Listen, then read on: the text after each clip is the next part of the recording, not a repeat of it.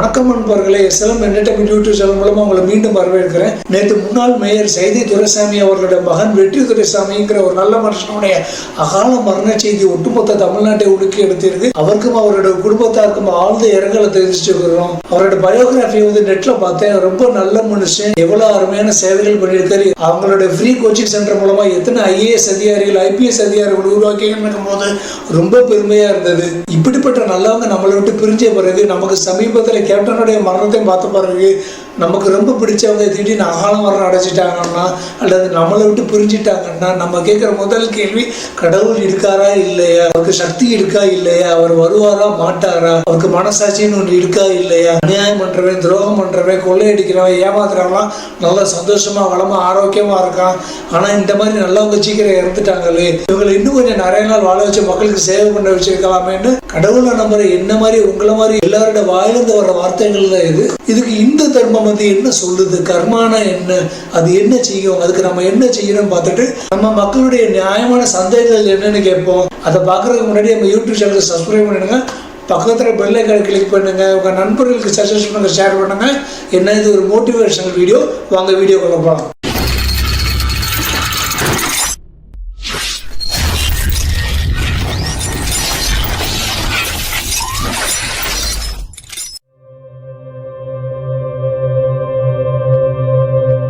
முதல்ல விதினா என்ன, கர்மானா என்ன பார்ப்போம். நம்ம முன் ஜென்மத்தில் செஞ்ச இந்த ஜென்மத்தில் செய்யற நல்ல கெட்ட காரியங்களுக்கான பலன்கள் தான் கர்மான்னு விதின்னு சொல்றாங்க. முக்கியமா 3 கர்மாக்கள் விதிகள் சொல்லுவாங்க. என்னன்னா சஞ்சித கர்மா, பிராப்த கர்மா மற்றும் ஆகாமி கர்மா. நம்ம முன் ஜென்மத்தில் செஞ்ச நல்லவைகளுக்கான நன்மைகளையும் பாவங்களுக்கான தண்டனை இந்த ஜென்மத்தில் இல்லை அடுத்து வர ஜென்மங்கள்ல கண்டிப்பா நீங்க அனுபவிச்சே ஆகணும். அதை தெரியாம செஞ்ச தப்பா இருந்தாலும் சரி. உதாரணத்துக்கு ராமாயணத்துல பாத்தீங்கன்னா கண் தெரியாத ரிஷி தம்பதிகளான மகன் சரவணன் தசரத மகாராஜா யானை தான் தண்ணி குடிக்கிறது தவறா நினைச்சு அவனை அம்பு எய்து கொன்றுவாரு. பின்னால் அந்த ரிஷிகள் சாபம் கொடுத்துருவாங்க, நீ புத்திர சோகத்தினால இறந்து போயிடுவே அப்படின்னு சொல்லுவாங்க. நான் தெரியாம பண்ணிட்டேன்னு தசரத மகாராஜா கேட்டும் அவங்க சாபத்துக்கு விமோசனம் கொடுத்துருக்கவே மாட்டாங்க. நம்ம தெரியாம செஞ்ச பாவமா இருக்கலாம், ஆனா அதோட பலன்கள் பிறர் எந்த அளவுக்கு பாதிக்குமோ அதை பொறுத்துதான் நம்மளோட தண்டனைகள் இருக்கும். அதனால நம்ம என்ன பாவங்கள் நல்லது கெட்டது செஞ்சாலும் யாருக்கு தெரியாது அப்படின்னு நினைச்சுக்கிட்டு இருக்காங்க.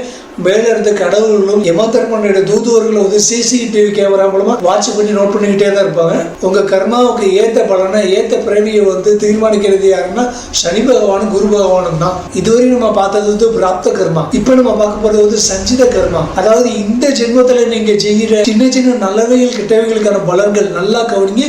சின்ன சின்ன நல்லவைகள் கெட்டவைகளுக்கான உண்டான பலன்கள் இது உடனேயோ அல்லது நம்ம இறக்கிறதுக்கு முன்னாடியே கண்டிப்பா கிடைக்கும். உதாரணமா நம்ம செய்யற சின்ன தவறுகள், லஞ்சங்கள், லாவண்யங்கள், சின்ன சின்ன பொய்களுக்கு தண்டனை இந்த ஜென்மத்திலே நமக்கு கண்டிப்பா கிடைக்கும். அடுத்து வர்றது ஆகாமி கர்மா. அதாவது நம்ம செய்யற பெரிய பெரிய நல்லவைகள் பெரிய பெரிய கெட்டவைகளுக்கான பலன்கள் அடுத்து வர ஜென்மங்கள்ல தான் நமக்கு கிடைக்கும். ஏன்னா நம்ம உடலுக்கு அழிவு இருந்தாலும் ஆத்மாவுக்கு அழிவு கிடையாது. அது ஒவ்வொரு ஜென்மத்திலையும் ஒவ்வொரு புது உடல் மாறிக்கிட்டே தான் இருக்கும். அதனால தான் ஜென்மங்களை பார்க்கும்போது அவங்க இந்த ஜென்மத்தில் எவ்வளவு பெரிய நன்மைகள் செஞ்சாலும் எவ்வளவு தான தர்மங்கள் புண்ணிய காரியங்கள் சேவைகள் நல்லவைகள் செஞ்சாலும் அதற்கான பலன்கள் அவங்களுக்கு இந்த ஜென்மத்தில் கண்டிப்பா கிடைக்காது. நான் அவங்களை டிமோட்டிவேட் பண்றதுக்காக சொல்லல, இதுதான் 100% உண்மை. இப்படி நல்லது செய்யறவங்க கடைசி வரைக்கும் பொருளாதார ரீதியாகவோ உடல் ரீதியாகவோ மன ரீதியாகவோ கஷ்டத்தை அனுபவிச்சுக்கிட்டே தான் இருப்பாங்க. இவங்க எவ்வளவு பிரார்த்தனைகள் எவ்வளவு பரிகாரங்கள் செஞ்சாலும் சிலவங்களுக்கு சரியாயிடும், பாதி பேருக்கு அப்படியே பழகிடும். சிலவங்களுக்கு சீக்கிரமே மரணம் வந்துடும். இவர் நல்ல மனுஷனாச்சு, இவருக்கு இப்படி ஆயிடுச்சு, கடவுளுக்கு இறக்கமே இல்லையா, மனசாட்சியே இல்லையா, இது கலிகாலம் நல்லதுக்கே காலம் சொல்லி கதறி அழுகுறாங்க.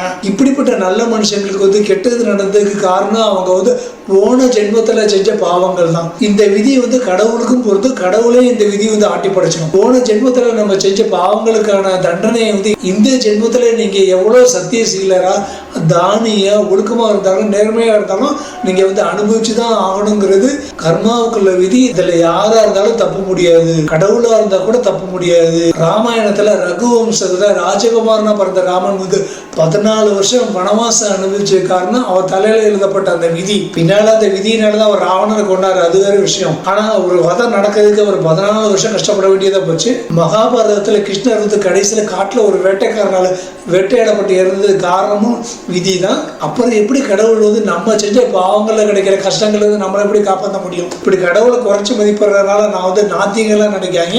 நானும் தினமும் கடவுளை வந்து பிரார்த்தனை பண்ணுறவன் தான். ஆனால் சில உண்மைகளை வந்து மக்களுக்கு குறிப்பாக இன்றைய இளம் தலைமுறையினருக்கு வந்து கண்டிப்பாக தெரிஞ்சுக்கணுங்கிறதுக்காக தான் இந்த வீடியோ பதிவு. நம்ம பண்ணுற பிரார்த்தனைகள் வந்து கடவுள் கண்டிப்பாக கேட்பாரு, நமக்கு வந்து உதவி செய்ய நினைப்பாரு. ஆனாலும் கடவுள் வரம் கொடுக்க நினைச்சாலும் பூசாரி வந்து தடுக்கிற மாதிரி நம்ம விதி கடவுளை வந்து தடுத்துரும். இதுக்கு உதாரணமாக ஒரு கதை கூட சொல்லுவாங்க. ஒரு பக்தன் வந்து மரத்து மேலே ஏறிக்கிட்டு இருந்தான். மேல இருந்து சிவனும் பார்வதியும் பார்த்துக்கிட்டு இருந்தாங்க. அப்ப சிவன் சொன்னாரு, இப்ப இவனுடைய விதிப்படி கீழே உள்ள போறான், மண்டை உடைய போகுது அப்படின்னு சொன்னாரு. அப்ப பார்வதி சொன்னாங்க, அதை எப்படிங்க, இவன் உங்க பக்தனாச்சே, உங்களை நம்பி மரத்துல ஏறிக்கிட்டு இருக்கான், சிவசிவான்னு சொல்லிக்கிட்டே இருக்கான், இப்படி விதி இருக்கிற பட்சத்துல உங்களை நம்பி ஏறிக்கிட்டு இருக்கான், இவனுடைய விதியை மீறி இவனை காப்பாற்ற வேண்டியது உங்க கடமை. ஏன் மார்க்கண்டேயனை மட்டும்தான் காப்பாற்றுவீங்களா? இவனை நீங்க கண்டிப்பா காப்பாத்திதான் அவனும் பார்வதி சொல்லிட்டாங்க. சிவனுக்கு இது நியாயமாப்பட்டது. சிவனு சொன்னார், சரி இவன் கீழே விழும்போது சிவனே என்னோ அல்லது அப்பானோ கதறிக்கிட்டே விழுந்தா நான் கையால் தாங்கி காப்பாற்றுறேன். பார்வதி இன்னும் முருகானோ இல்லை அம்மானோ கத்திக்கிட்டே விழுந்தான்னா நீ காப்பாற்றுன்னு சொன்னார். பார்வதியும் ஒத்துக்கிட்டாங்க. 2 பேரும் மரத்துக்கு கீழே போய் கையை வச்சுக்கிட்டே நின்றுக்கிட்டாங்க. ஆனால் அந்த மடப்பை கீழே விழும்போது ஐயோன்னு கதறிக்கிட்டே விழுந்தான்.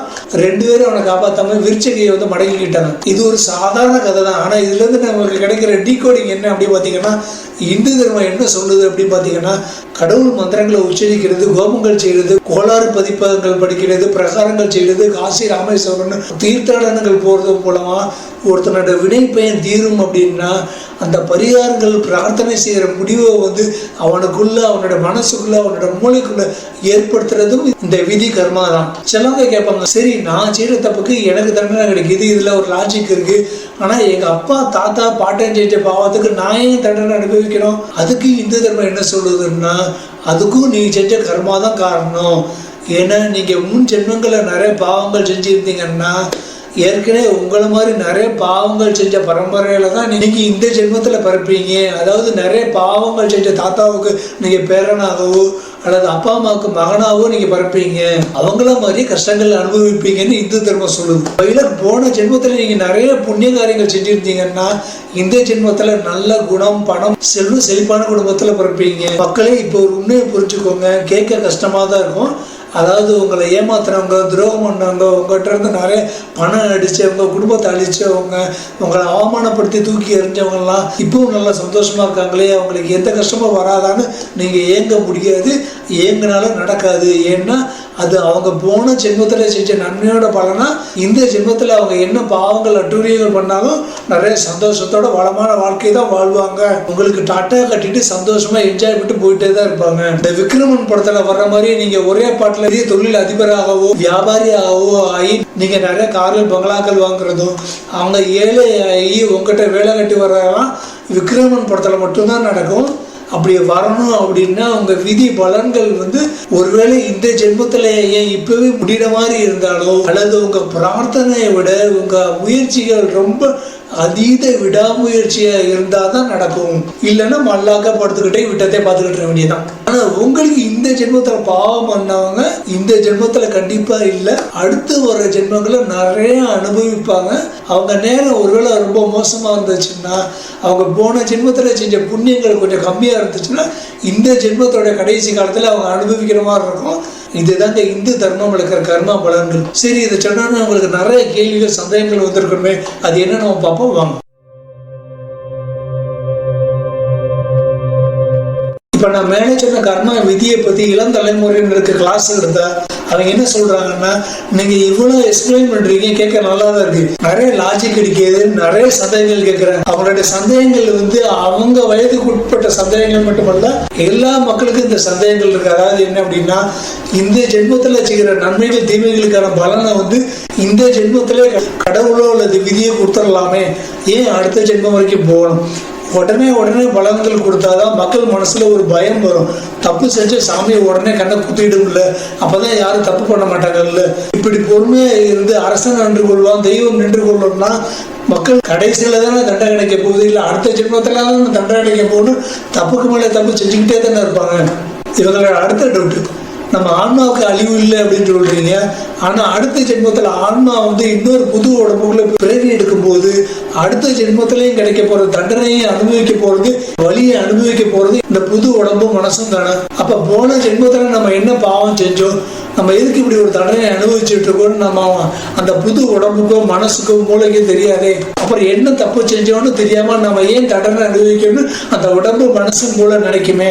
அதாவது சார், திடீர்னு உங்க வீட்டுக்கு வந்து ஒரு 4 போலீஸ்காரங்க வந்து எந்த ஒரு வாரண்ட் இல்லாம வந்து உங்களை தூக்கிட்டு போறாங்க. நீங்க ஏன் என்ன தூக்கிட்டு போறீங்கிறது ஒரு காரணம் இல்லாம போலீஸ் ஸ்டேஷன்ல உங்களை போட்டு முத்தி உங்களை ஜெயில தூக்கி போட்டாங்கன்னா உங்களால ஒத்துக்க முடியுமா? அப்ப இந்த கேள்விக்கான விடையை வந்து ஆன்மா சொல்லுமா, இல்ல விதிதான் சொல்லுமா? இல்ல நம்ம இப்ப ஆரோக்கியமா இருக்கும் போது போன ஜென்மத்துல செஞ்ச ஒரு பாவத்தை வந்து இந்த ஜென்மத்திலையும் நம்ம மறுபடியும் செஞ்சா ஒவ்வொரு ஜென்மத்திலையும் இந்த தண்டனை வந்து நம்ம அனுபவிச்சுக்கிட்டே இருக்கணுமா? அப்ப கடவுள் விதியில நம்ம செஞ்சு தப்புக்கு தண்டனை கொடுக்கறது ஒரு மனுஷனை திருத்துறதுக்கா இல்ல அவனை அழிக்கிறதுக்கா? நியாயமான சந்தேகமா தான் இருக்கு. அடுத்து ஒரு இளந்தாரியோட சந்தேகம் என்னன்னா, போன ஜென்மத்துல செஞ்ச தப்புக்கு இந்த ஜென்மத்துல தண்டனை, அதை எப்படி சார் நான் ஏத்துக்கிட முடியும்? இப்ப நான் வந்து ஒரு டீச்சரா இருக்கேன், உங்க பையனை வந்து என் ஸ்கூல்ல சேர்த்திருக்கீங்க. உங்க பையன் வந்து 3ஆம் கிளாஸ் என்கிட்ட படிச்சுக்கிட்டு இருந்தான், நான் சயின்ஸ் எடுத்துக்கிட்டு இருந்தேன். இப்போ வந்து உங்க பையன் வந்து 4ஆம் கிளாஸ் வந்துட்டான். ஒரு நாள் உங்க பையனை ஓங்கி அடிச்சுட்டேன். ஏன் பையனை அடிச்சீங்க? இப்ப அவன் டெய்லி ஹோம்ஒர்க் எழுதுறானே, நல்லா படிக்கிறானே, அப்புறம் அவனை அடிச்சீங்கன்னு என்கிட்ட கேட்டு வர்றீங்க. அப்ப நான் சொல்றேன், சார் இந்த 4ஆம் கிளாஸ்ல ஒழுங்கா படிச்சிருக்கா, ஒழுங்கா ஹோம்ஒர்க் எழுதலாம். ஆனா போன 3ஆம் கிளாஸ்ல அவன் டெய்லி ஹோம்ஒர்க் எழுதுறதே கிடையாது, நல்லா படிக்கிறதே கிடையாது, பரீட்சைக்குள்ள ஃபெயில் ஆகிட்டே இருக்கான். அதான் இப்ப அடிக்கிறேன் அப்படின்னு நான் சொன்னா நீங்க ஒத்துக்கிடுவீங்களா? இல்ல நான் ஒரு கம்பெனில இருந்து மேனேஜரா இருந்து போன வருஷம் ஒழுங்கா வேலை பார்க்காத ஒருத்தனை அடிச்சு துரத்துறதை விட்டுட்டு இந்த வருஷம் அவன் நியூ இயர்ல இருந்து திருந்தி டெய்லி ஒழுங்கா வேலைக்கு வர்றது, கொடுத்த வேலையை சின்சியரா செய்யறதுன்னு இருக்கிறப்போ அவனுக்கு போய் டிஸ்மிஸ் ஆடுறோ அல்லது மெமோவை கொடுத்தாலோ இல்ல அவனுடைய இன்கிரிமெண்ட்டை கட் பண்ணா யாராவது ஒத்துக்கிடுவாங்களா? இப்படி ஒரு வருஷம் கேப்புக்கு அப்புறம் தண்டனை கொடுக்கறதே யாரும் ஏத்துக்க மாட்டாங்க. அப்புறம் ஒரு ஜென்ம கேப்ல கொடுக்கற தண்டனை யார் தான் ஏத்துக்கிடுவாங்க? எதுவும் கேட்கறது நல்லா தான் இருக்கு. அடுத்து மக்களுடைய இன்னொரு கேள்வி என்னன்னா, இந்த ஜென்மங்களை நம்ம செய்யற நன்மைகளுக்கு நல்ல பலனே கிடையாதா? அடுத்த ஒரு ஜென்மங்கள்ல தான் கிடைக்குமான்னு சொன்னா யாருக்காவது நல்லது செய்யறதுக்கு மனசு வருமா? இன்னைக்கு நான் ப்ரமோஷன் எக்ஸாம் அல்லது பேங்க் எக்ஸாம் நல்லா எழுதியிருக்கேன், அதுக்காக பயங்கர கஷ்டப்பட்டு ப்ரிப்பேர் பண்ணியிருக்கேன். ஆனா இதுக்கு ரிசல்ட் வந்து 3 வருஷம் கழிச்சு தான் வரும்னா நான் நல்லா ப்ரிப்பேர் பண்ணதுக்கான அர்த்தம் என்ன? இனிமே நல்லா ப்ரிப்பேர் பண்றதுக்கு மனசு வருமா? நல்லதோ கெட்டதோ உடனே பலன் கிடைச்சாதான் மக்கள் மனசுல நல்ல எண்ணங்கள் வரும். இப்ப அரபு நாடுகள்ல செய்யற தப்புக்கு உடனே நடுத்தூர்ல நிக்க வச்சு மக்களுக்கு முன்னால மரண தண்டனை கொடுக்கறதுனாலதான் அங்க வந்து மக்கள் வந்து தப்பு செய்ய பயப்படுறாங்க. அதே மாதிரி நல்லது செய்யும் போது உடனே பலன் கொடுத்தா அவன் சந்தோஷப்பட்டு கூட 4 பேருக்கு எக்ஸ்ட்ரா 4 நல்லது செய்வானே. செய்யற ஒரு நல்லதுக்கு 2 வருஷம் கழிச்சு தான் பலன்னா அப்புறம் நல்லது செய்ய எப்படிதான் மனசு வரும்? அடுத்த மக்களுடைய சந்தேகம் என்ன அப்படின்னு பாத்தீங்கன்னா, அப்பா தாத்தா பண்ற நல்லது கெட்டதுக்கு பிள்ளைகள் பலன் அனுபவிக்கணும்னா அது எப்படி நியாயமாகும்? என் அண்ணன் ஸ்கூல்ல ஹோம்ஒர்க் செய்யாத தப்புக்கு வாத்தியார் என்ன போட்டு அடிச்சாரா நான் எப்படி ஒத்துக்கிட முடியும்? எங்க அப்பா நல்லா படிக்காததுக்கு நான் நல்லா எழுதின பரிசையில எனக்கு ஃபெயில் மார்க் போட்டீங்கன்னா நான் எப்படி ஒத்துக்கிட முடியும்? அதே மாதிரிதான் அப்போ உங்க தாத்தா பேரோட சொத்து உனக்கு வரும், அதை மட்டும் நீ அனுபவிக்கிறீங்களே அப்படின்னு கேட்கும்போது அப்படிப்பட்ட நல்ல ஒரு பரம்பரையை எங்களுக்கு விதி தானே ஏற்படுத்தி கொடுக்குது. நாங்க செல்வந்த குடும்பத்துல பிறக்கிறது தீர்மானிக்கிட்டு அந்த விதி கர்மா தானே. இதுவும் கேட்கறதுக்கு நல்லா தான் இருக்கு. இன்னொரு இளதாரி பையன் கேட்கிறான், சரி சார் நீங்க சொல்றதெல்லாம் சரிதான் அப்படின்னா அப்புறம் இந்த அந்நியன் படத்துல வர்ற மாதிரி கருட புராணத்துல வந்து நிறைய தண்டனைகள் சொல்லியிருக்காங்க. நம்ம இறந்த உடனே நம்முடைய ஆன்மாவை வந்து எவனோட கிங்கரர்கள் வந்து எடுத்துட்டு முதல்ல சொர்க்கத்துக்கு போவாங்க. அங்க வந்து நம்ம இந்த பிறவியில செஞ்ச நல்லது கெட்டதுக்கான கணக்கை வந்து செட்டில் பண்ணிட்டு நல்லது செஞ்ச சொர்க்கத்துக்கும் கெட்டது செஞ்ச நரகத்தை கூட்டு போய் விதவிதமா டிசைன் தண்டனை கொடுப்பாங்க அப்படின்னு சொல்லி கருட புராணம் சொல்லுது. அப்ப நம்ம செஞ்ச நல்லது கெட்டதுக்கான பலனை வந்து இறந்த பிறகும் அனுபவிக்கணும். இந்து தர்மம் அப்படி இந்து தர்மம் அப்படி அடுத்த பிறவிகளே அனுபவிக்கணுமா? இந்த 2 கான்செப்ட்ல எந்த கான்செப்ட் சரியானது? கருட புராண கான்செப்டா அல்லது இந்து தர்ம கர்ம விதி கான்செப்டா? இது சரியானது? யோசிக்க வேண்டிய கேள்விதான். அடுத்து ஒரு ஆள் ஒரு சந்தேகம் கேட்டான், இந்த ராமநாராயணம் படங்கள்லயும் மற்ற சாமி படங்கள்லயும் வந்து முக்கியமான கதாபாத்திரங்கள் வந்து ஆபத்து வரும்போது உருகி சாமி கும்பிடும்போது கடவுள் வந்து உடனே காப்பாற்றுற மாதிரியும் அல்லது யாரோ ஒருத்தருடைய உருவத்துல வந்து உதவி செய்யற மாதிரி காட்சிகள் வருதை நீங்க சொல்றபடி நம்ம செய்யற கர்மாக்களுக்கான பலன்கள் தான் நம்ம கூட வரும் அப்படின்னா இந்த சாமி படங்கள்ல ஒரு சீன்கள்லாம் பொய்யா சித்தரிக்கப்பட்டதா அப்படின்னு கேட்கணும். அடுத்து மக்களுடைய 8வது சந்தேகம் என்னன்னா, இந்து தர்மத்தோட கர்ம பலன்களுக்கான விதிகள் அப்படின்னு சொல்றீங்க, அப்ப மத்த மதத்தை சேர்ந்தவங்களுக்கு இதே மாதிரி கான்செப்ட் இருக்கா? ஜாதகம், ஜோசியம், கர்மா, விதி, பலன் இந்த கான்செப்ட் நம்பிக்கையே இல்லாத மற்ற மதத்தவங்களுக்கு எப்படி? இல்ல கடவுள் மதம்லாம் மனுஷன் உண்டாக்குனதால அப்படிங்கறதுனால எல்லாருக்கும் ஒரே நீதி, நியாயம், சட்டம் தானா? இதையும் யோசிக்க வேண்டிய விஷயம் தான்.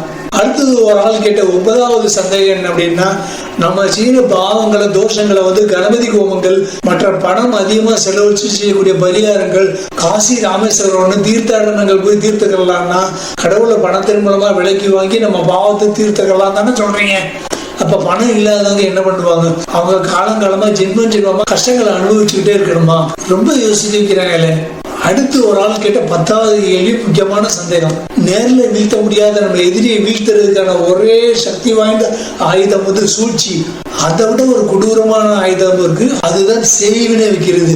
அப்படி துர்தேவதைகள், சாத்தான்கள் மூலமா செய்வினை வைக்கிறது, பில்லி சூன்யங்கள் ஏவி விடுறது மூலமா ஒரு ஆளுடைய குடும்பத்தை அழிக்க முடியும் அப்படின்னா அவர் கடவுளுடைய பவருக்கு மதிப்பே இல்லையே. தன்னுடைய பக்தன் செய்வினால பாதிக்கப்படும் போது அதை பார்த்துக்கிட்டு ஒண்ணுமே செய்யாம சும்மா இருக்கிற கடவுளை எப்படி பரிபூர்ணமா நம்புறது? போதும் போதும் போதும் சந்தேகங்கள், இதுக்கு மேல போதும் போதும் போதும்.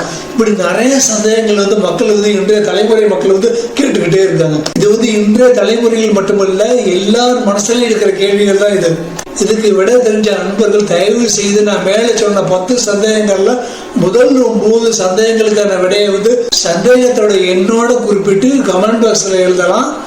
10வது சந்தேகத்துக்கான எனக்கு தெரிஞ்ச விடையை நான் உங்க முன்னால போய் ஷேர் பண்றேன்.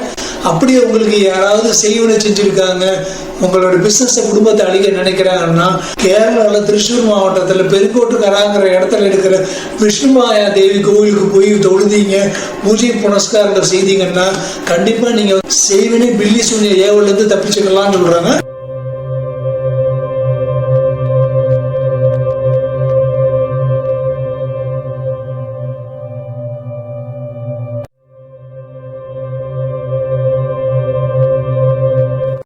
சரி, இதுக்கு தீர்வு தான் என்ன? பிரச்சனைன்னு ஒன்று இருந்தால் தீர்வுன்னு ஒன்று கண்டிப்பாக இருக்கணுமே.